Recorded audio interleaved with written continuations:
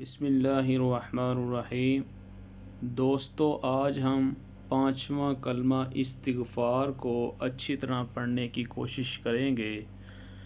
استغفر اللہ ربی من کل ذنب اذنبتہ عمدا او خطأ سرا او علانیۃ واتوب الیہ من الذنب الذي اعلم ومن الذنب الذي لا اعلم انك انت علام الغیوب وستار العیوب وغفار الذنوب ولا حول ولا قوة إلا بالله العلي العظيم۔